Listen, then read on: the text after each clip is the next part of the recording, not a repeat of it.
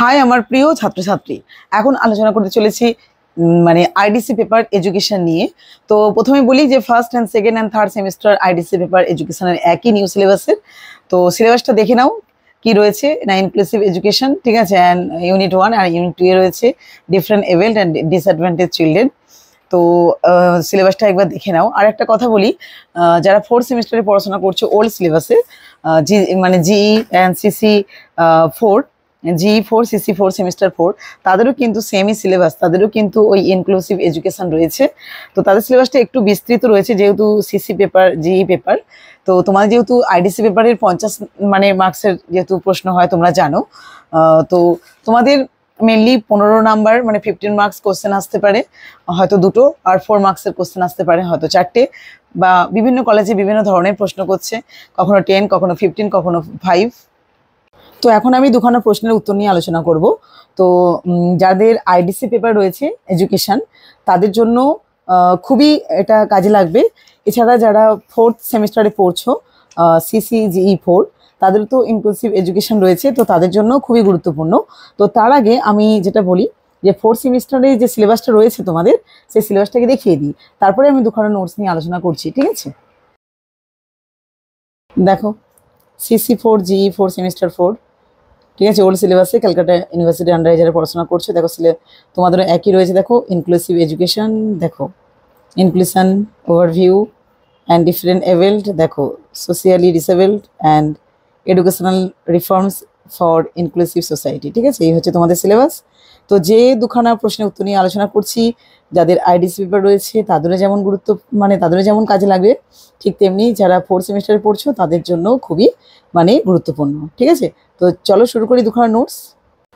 দেখো প্রথম প্রশ্ন নিয়ে আলোচনা করছি 5 মার্কসের। দেখো এখানে লিখিয়ে দিয়েছি, দেখতে পাচ্ছ, পেপার আইডিসি পেপার যাদের রয়েছে, তো আর সেমিস্টার যারা 4 ওল্ড সিলেবাস তাদের দুজনেরই, ঠিক আছে, মানে উভয় ক্লাসের জন্যই আর কি। অন্তর্ভুক্তিমূলক শিক্ষা বা সর্বসমাবিষ্ট শিক্ষা কাকে বলে? বিশেষ চাহিদা সম্পন্ন শিশুদের যে পদ্ধতিতে মূল স্রোতে ফিরিয়ে আনার মাধ্যমে শিক্ষার মূল ক্ষেত্রে নিয়ে আসা হয় তাকেই বলা হয় অন্তর্ভুক্তিমূলক শিক্ষা বা সর্বসমাবিষ্ট শিক্ষা। তো এখানে অন্যান্য সুস্থ স্বাভাবিক শিশুদের পাশাপাশি বিশেষ চাহিদা সম্পন্ন শিশুদের ও শিক্ষা গ্রহণের ব্যবস্থা করা হয়। এক্ষেত্রে বিশেষ চাহিদা সম্পন্ন শিশুদের প্রয়োজন মতন কিছু বিশেষ শিক্ষা পরিকাঠামো নির্মাণ করা হয়। তো শিক্ষার্থীরা মূলত একত্রেই ক্লাস করে থাকে এবং যে সকল ক্ষেত্রে বিশেষ চাহিদা সম্পন্ন শিক্ষার্থীদের বিশেষ কক্ষে প্রেরণের প্রয়োজন হয় কেবল তখনই তাদেরই প্রেরণ করা হয়।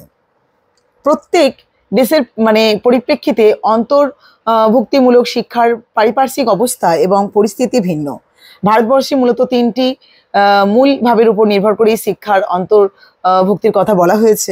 সেগুলো কি? প্রথমত, প্রত্যেক শিশু একে অন্যের থেকে ভিন্ন, সুতরাং প্রত্যেকেই তার নিজস্ব বিশেষত্ব অনুযায়ী শিক্ষা গ্রহণ করবে। 2 নম্বর, দ্বিতীয়ত, প্রত্যেক প্রতিবন্ধী শিশুদের অধিকার আছে অন্তর্ভুক্ত হওয়ার। সংবিধানে প্রতিবন্ধী শিশু হচ্ছে শিক্ষার আইন অনুযায়ী এই অধিকারকে সুনিশ্চিত করা হয়েছে। নেক্সট হচ্ছে দেখো না, তৃতীয়ত, প্রত্যেক শিশুর একই গণতান্ত্রিক ব্যবস্থায় বাস করে, একই দেশে একই গণতান্ত্রিক কাঠামোর মধ্যে বাস করে এবং সম সুযোগের মাধ্যম অধিকারও আছে, যে অধিকার ভারতের সংবিধান দ্বারা সুনিশ্চিত করা হয়েছে। তো এই সমস্ত কিছুর উপর ভিত্তি করেই অন্তর্ভুক্তিমূলক শিক্ষা সম্পর্কে মানব সম্পদ উন্নয়ন মন্ত্রক 2003 খ্রিস্টাব্দে একটি অভিমত প্রকাশ করে। সেখানে বলা হয়, অন্তর্ভুক্তিমূলক শিক্ষার অর্থ হলো সকল শিক্ষার্থীকে অন্তর্ভুক্ত করা এমন এক প্রাক স্কুল অথবা সামাজিক পরিস্থিতি যেখানে প্রতিবন্ধকতা যুক্ত অথবা প্রতিবন্ধকতা বিহীন সকল ছাত্রছাত্রী একই সঙ্গে একই প্রকার সহযোগিতার মধ্যে দিয়ে শিক্ষা নিতে থাকবে। তো অন্তর্ভুক্তিমূলক শিক্ষা তখনই সম্ভব যখন ব্যক্তির নিকটস্থ স্কুলগুলিতে অতি উচ্চ মানের নির্দেশনা এবং আনুষঙ্গিক সহযোগিতাগুলি প্রদান করা হবে, যাতে শিক্ষার্থীরা প্রায় কোনো প্রকার বাধা ছাড়াই কি হবে না, তার চাহিদা মতন মূল পাঠ্যক্রমের সঙ্গে পরিচয়ের ভিত্তিতে জীবনের উত্তর পর্বে সাফল্য অর্জন করতে পারবে। পরিশেষে বলা যায়, প্রতিবন্ধী সাধারণ শিশুদের সঙ্গে একত্রে এক শ্রেণীকক্ষে পাঠদানের প্রচেষ্টাকেই বলে সর্বসমাবিষ্ট শিক্ষা বা অন্তর্ভুক্তিমূলক শিক্ষা। এটি কোনো বিশেষ শিক্ষামূলক কর্মসূচি নয়, এটি একটি ধারণা বিশেষভাবে সক্ষম শিক্ষার্থী অর্থাৎ প্রতিবন্ধী শিক্ষার্থী, সামাজিকভাবে পিছিয়ে পড়া শিক্ষার্থী অর্থাৎ তপশিলি জাতি, উপজাতি, অন্যান্য অনগ্রসর সম্প্রদায়ভুক্ত শিক্ষার্থী, দারিদ্রতা ও অর্থনৈতিক বৈষম্যের কারণে পিছিয়ে পড়া শিক্ষার্থী সকলেই সকলকে সমবেতভাবে একই সঙ্গে শিক্ষাদানের ব্যবস্থা করে সাম্যাবস্থা ফেরানোর শিক্ষাকেই অন্তর্ভুক্তিমূলক শিক্ষা বলা হয়। নেক্সট প্রশ্নের উত্তর নিয়ে আলোচনা করছি। অন্তর্ভুক্তিমূলক শিক্ষার বিভিন্ন বাধা ও প্রতিবন্ধকতার কারণগুলি আলোচনা করো। দেখো, 1 নম্বর মানসিকতাগত অর্থাৎ মানসিকতাগত ক্ষেত্রে বাধা। কি বললাম? মানসিকতাগত বাধা। ভারতবর্ষের বুকে অক্ষমতা আইন সিদ্ধ হওয়ার পরেও সমাজের সর্বস্তরে অক্ষম বা বিশেষ চাহিদা সম্পন্নদের শিক্ষার আওতায় নিয়ে আসার ক্ষেত্রে মানসিকতাগত বেশ কিছু সমস্যার সম্মুখীন হতে হয়। অজ্ঞানতার অন্ধকারে ডুবে থাকা বেশ কিছু পরিবার মনে করে এ জন্মে অথবা পূর্বজন্মের অপরাধের কারণেই তাদের এই অক্ষম তারা আর কি অক্ষম সন্তানের জন্ম দিয়েছে। বিশেষ চাহিদা সম্পন্নদের কেন্দ্র করে সমাজের এই মানসিকতার বিশেষ কিছু উন্নতি সাধন হয়নি, যা অন্তর্ভুক্তিমূলক শিক্ষার ক্ষেত্রে কিন্তু অন্যতম বাধা বা অন্তরায়। নেক্সট হচ্ছে ব্যক্তিগত ক্ষেত্রে অর্থনৈতিক বাধা। এদেশের একটা বড় অংশ আজও দারিদ্র্য সীমার নিচে বাস করে। দৈনন্দিন বেঁচে থাকাটাই তাদের কাছে বড় একটা চ্যালেঞ্জ, লড়াই হয়ে ওঠে। সেক্ষেত্রে ছেলে মেয়েদের বিদ্যালয়ে পাঠানো একটা বড় অংশের কাছে বিলাসিতা বলে গণ্য হয়। প্রতিবন্ধী ছেলে মেয়েদের ক্ষেত্রে এই প্রবণতা আরো বেশি করে ধরা পড়ে।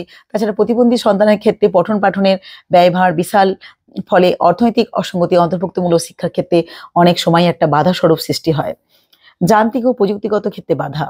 অন্তর্ভুক্তিমূলক শিক্ষার ক্ষেত্রে বিশেষ কতগুলি যন্ত্রপাতি এবং প্রযুক্তি ব্যবহারের প্রয়োজন হয়। এক্ষেত্রে ক্লাসরুমে বিন্যাসের কতগুলি গঠনগত পরিবর্তন করা হয়ে থাকে। সাধারণত যে ব্ল্যাকবোর্ডের পরিবর্তে স্মার্ট বোর্ডের ওয়াকিং স্টিক ইত্যাদি ব্যবহার করা হয়ে থাকে। এছাড়া শ্রবণ প্রতিবন্ধীদের জন্য বিভিন্ন শ্রবণ যন্ত্রের প্রয়োজন হয়। শারীরিকভাবে অক্ষম শিশুদের জন্য পর্যাপ্ত পরিমাণে হুইল চেয়ার প্রয়োজন হয় এবং সবসময় কি এইসব উপকরণের ক্রয় করাও কিন্তু প্রতিষ্ঠানের পক্ষে কিন্তু সম্ভব হয়ে ওঠে না। প্রশিক্ষণপ্রাপ্ত উপযুক্ত শিক্ষকের অভাব। আজও দেশের বহু বিদ্যালয়ে প্রশিক্ষিত শিক্ষকের অপ্রতুলতা আছে। আর সামান্য যেটুকু সরকারি সাহায্য পাওয়া যায় তার দ্বারা শিক্ষণ প্রক্রিয়াকে খুব উচ্চমানে নিয়ে যাওয়াটা প্রতিষ্ঠানগুলির পক্ষে হয়তো সম্ভব হয়ে ওঠে না। তারপরে শিক্ষা ব্যবস্থা দুর্বল ব্যবস্থাপনা। শিক্ষার ব্যবস্থাপনা প্রক্রিয়াটি অত্যন্ত দুর্বল হওয়ার জন্য অন্তর্ভুক্তিমূলক শিক্ষার অনেক সমস্যার সমাধান হয় না। ভারতবর্ষের মতন দেশের পরিকল্পনা গ্রহণ, পরিকল্পনা রূপায়ণ এবং প্রশাসক নিয়োগ যেহেতু কি হয় না সরকারিভাবে হয়ে থাকে, তাই অধিকাংশ ক্ষেত্রে কিন্তু এগুলি নির্দিষ্ট সময়ের অনেক পরে কিন্তু রূপায়িত হয়। নেক্সট হচ্ছে দেখো, ভাষাগত এবং জ্ঞাপন প্রক্রিয়াগত বাধা। এই নির্দিষ্ট ভৌগোলিক ভূখণ্ডের মধ্যে একাধিক জাতির মানুষের অবস্থান, তাদের ভাষাগত বিভিন্নতা, সাংস্কৃতিক দূরত্ব, লোক সংস্কারগত পার্থক্য সমন্বয়ে সাধারণের ক্ষেত্রে একটি বড় বাধা। ফলে এই একই বিদ্যালয়ে পরিবেশে একাধিক সাংস্কৃতিক মানুষের উপস্থিত ঘটলেও কখনো কখনো ভাষাগত বাধার সৃষ্টি হয়, যা প্রতিষ্ঠান পরিচালনার ক্ষেত্রে সমস্যার সৃষ্টি হয়। এইসব বাধার বাইরেও মানুষের প্রধানতম যেটা সমস্যা সেটা হচ্ছে সচেতনতার অভাব, প্রযুক্তি ও পরিকল্পনার অভাব অন্তর্ভুক্তিমূলক শিক্ষা ও অগ্রগতির পথে বাধা স্বরূপ হয়ে ওঠে। এই কারণেই আজও বর্তমানে অন্তর্ভুক্তিমূলক শিক্ষার ক্ষেত্রে কিন্তু এই বাধার জন্যই কিন্তু তারা ঠিক সেইভাবে কিন্তু শিক্ষার আলোয় আলোকিত হতে পারছে না। অনেকেই সমাজের মধ্যে কিন্তু পিছিয়ে পড়েছে বা পিছিয়ে আছে। তাই আমাদের সকলকে এই বাধাগুলো কাটানোর জন্য সচেতনতা কিন্তু সব থেকে গুরুত্বপূর্ণ আর কি বিষয়। ঠিক আছে, তো চলো এই পর্যন্তই থাকুক। তো আবার আমি পরে কিছু প্রশ্নের উত্তর নিয়ে আলোচনা করব, অবশ্যই খুবই গুরুত্বপূর্ণ প্রশ্নের উত্তর নিয়ে। সবাই খুব ভালো থেকো, টাটা।